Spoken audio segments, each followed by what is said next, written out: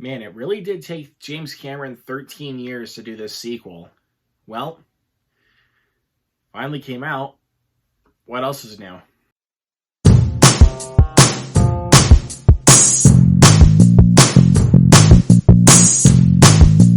What is going on, my fellow movie lovers, and welcome back to the Luke Ponto channel, here to bring you guys another movie review. If you guys are new here today, welcome. Hit that subscribe button down below and that notification bell right next to it. Hit that thumbs up and also share this video. You'll know the drill.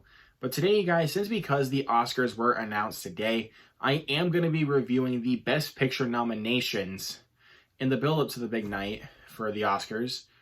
And also, ones that I've already reviewed, like Top Gun Maverick and The Banshees of Inisherin. I am not going to be re-reviewing because I literally already talked about those. So first, I'm going to kick it off with Avatar: The Way of Water. Once again, directed by James Cameron, as was the first film, and starring Sam Worthington, Zoe Saldana, Stephen Lang, and a bevy of others. Sigourney Weaver's also in it, Kate Winslet. Hoo boy. Thoughts here? Let's just begin. As we go back to Pandora, Jake Sully, played by Sam Worthington, lives with his newfound family formed on the extrasolar moon of Pandora. Once a familiar threat returns to finish what was previously started, Jake must work with Naturi, played once again by Zoe Saldana, and the army of the Na'vi race to protect their home. So as of recording right now, this film has made over $2 billion in box office. So it has already made the top 5 highest grossing films of all time.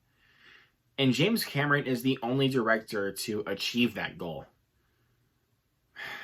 I don't know what to say about that, honestly. Because let me just say, for the record, I did really enjoy this movie for what it was. But is that to say that this is a perfect movie?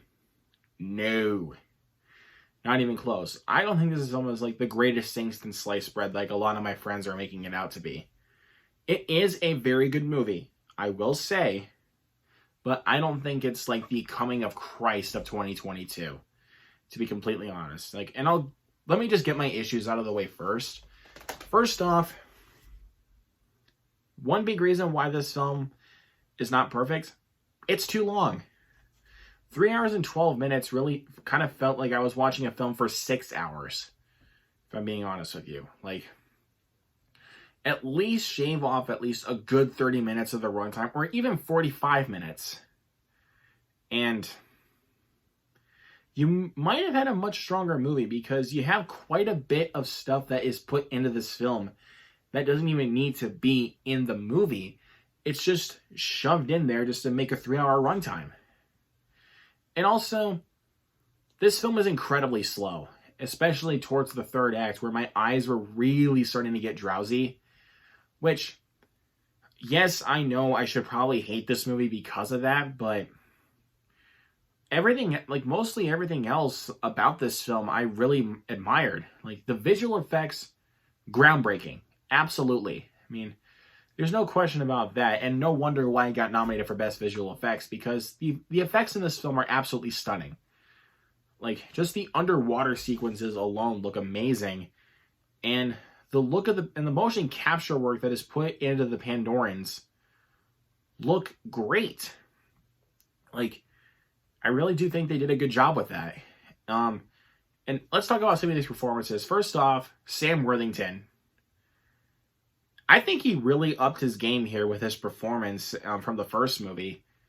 I think he really, really stepped up his game, and I think he really did a much better job in this movie. He's such a badass, and does some really good action sequences. And Zoe Saldana, great to see her back as Naturi. She was incredible. I think she was even better in this movie as well. I can't deny that. Sigourney Weaver plays as a teenager. Yeah, sink that in. Well, it's obviously the motion capture work that plays into the game for it, but think about that for a second. But I'm not trying to complain, because I feel like with what James Cameron was able to accomplish with that was really well done.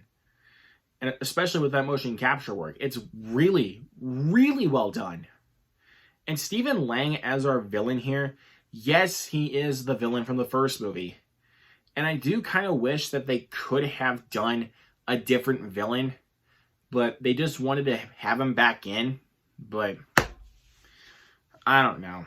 It is what it is. And the camera work just surrounding these worlds just look absolutely incredible. Like, I love the way this film looks visually. I love the way that it's shot. I love the way that it's directed. Mostly, a lot of that is really well done. And I liked a lot of the performances, mostly from Sam Worthington and Zoe Saldana.